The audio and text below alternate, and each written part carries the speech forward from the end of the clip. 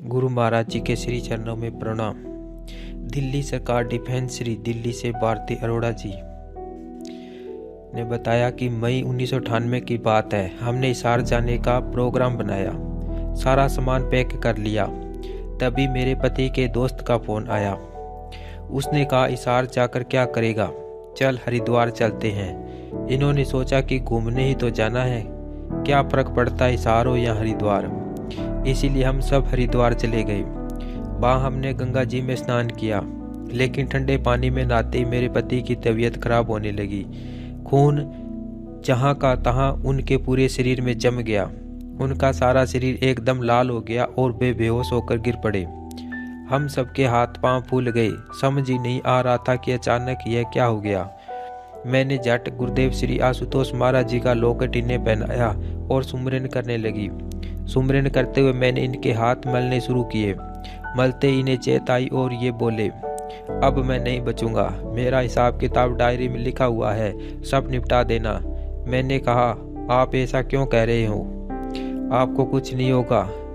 ये बोले, तू नहीं जानती, एक ज्योतिषी ने मुझे पहले ही बता दिया था कि 40 साल की उम्र में मेरी पानी से मृत्यु हो जाएगी और इस 4 मई को मैं पूरा 40 का हो गया हूँ। इस 4 मई को मैं पूरा 40 का हो गया हूँ। उनके ऐसा बोलते मुझे समझ आया कि शादी के बाद से ये हमेशा क्यों कहते थे कि मैं तुझे 2 खिलौने देकर चला जाऊंगा, अर्थात 2 बेटे। मैं इन यादों में खोई थी कि ये फिर बोले। पर पता नहीं, जब से महाराज मिले तब से मैं यह बात भूल ही गया था। मुझे किसी बात का कोई डर ही नहीं रहा था। मुझे विश्वास है वो जो करेंगे अच्छा ही करेंगे। मैंने तुरंत कहा, हाँ महाराज जी सब अच्छा करेंगे, उनके होते हुए आपको कुछ नहीं हो सकता। फिर मैंने महाराज जी का ध्यान किया और कहा, महाराज जी आपकी बेटी यहाँ से विधवा होकर वापस नहीं जाएगी, मुझे आप पर पूरा विश्वास है। महाराज जी ने मेरे इस विश्वास का मान रखा और धीरे धीरे ये बिल्कुल ठीक हो गई।